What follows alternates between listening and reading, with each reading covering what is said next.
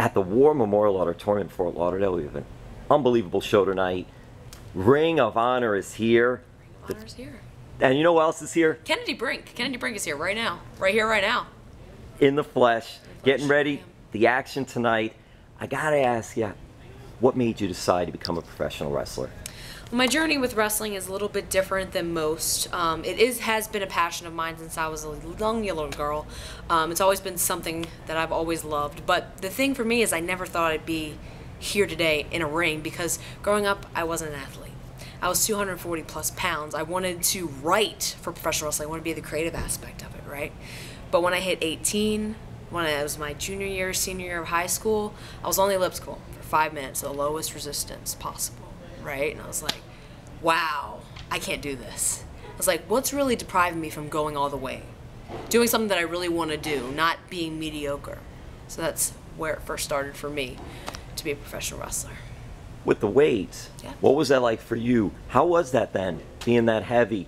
Were you self-conscious about it? Were you getting bullied a little bit about it? How did you just deal with all that? It's hard for anybody, not just a woman, but a kid, a boy, too. Absolutely. In this business, it's all about, unfortunately, it's a lot about aesthetics. It's entertainment. So I knew that going in, that this was going to be hard. And to be honest with you, I struggle every single day with my confidence, with my self-esteem, because of the competition that's out there, these insanely athletic and beautiful women.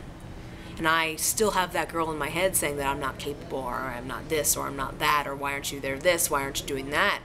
But that's what makes me Kennadi Brink. That's what makes me living boldly every single day to pursue this dream of mine that I never thought I could reach. How inspiring is that too, especially with social media?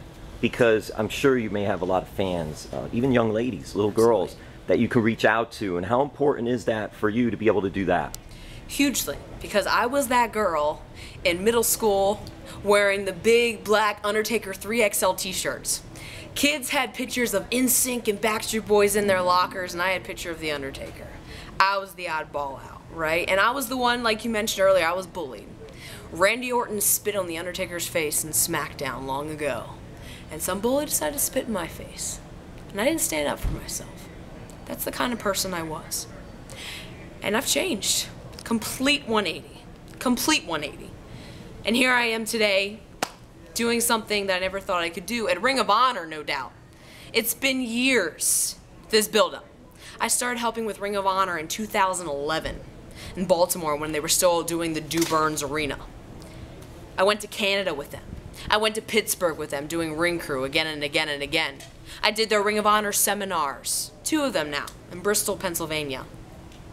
And now tonight, after 7 years in the professional wrestling industry, I'm having my first singles match against Rachael Ellering. And that's huge for me. The journey that you took to get here, it just is, it's so inspiring again, but for you, and even talking about it, hearing the passion and all, just what is it like? Because yes, you are here in Ring of Honor, one of the best pro wrestling companies in the world. In the world, on the planet. So being that you're able to be here and do all this, just how important has that been for you? You know, it's not just for me, because first of all, I'd like to think that this whole journey is for me, my dreams and my aspirations and my goals, and that little bit inside of me, that little girl that got so excited just to count down for one show and know that I was going to be sitting on the guardrail in the Baltimore Arena, in the First Mariner Arena now, right? So for that little girl inside of me is so super excited to even think about stepping into a ring, let alone being part of the best wrestling on the planet. But I've had so much support along the way, whether it be my family that has sacrificed and helped me financially, whether it be my first trainers, whether it be anyone that helped me get my name out there, whether it be my trainers now at Team 3D. These expectations that I have to live up to, and that's a lot of pressure. But I'm up for the challenge because I've gotten this far and nothing's stopping me at this point. Nothing and no one, including myself. I want to talk about that training facility that you had in Maryland. Tell us where you were trained and how do you find something like that? How does Kennadi Brink go out there and find this place?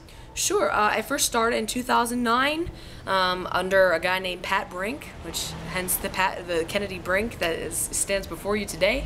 I started at Gillberg's Professional Wrestling Academy. It no longer is in existence in Severn, Maryland, but a great replacement school up there in Maryland right now is under MCW Pro Wrestling in Joppa, Maryland. They're great. Right now, training at Team 3D Academy in Kissimmee, Florida. There's no doubt it's one of the best wrestling schools on the planet, but you got to think, who are your trainers? What have they done? And what do you want to accomplish similar goals to what they've done? And if you're wrestling and under the supervision or training under someone that hasn't been there or hasn't done something, you got to think about twice. You got to think about things. So, what do you think about Bubba and Devon? I mean, what we see, they've accomplished so much, but behind the scenes, they've accomplished so much. And what is it like getting the expertise and the training at the Team 3D Academy in Kissimmee, Florida, outside of Orlando? What's that been like for you? If one word could capture the whole experience, it would be respect.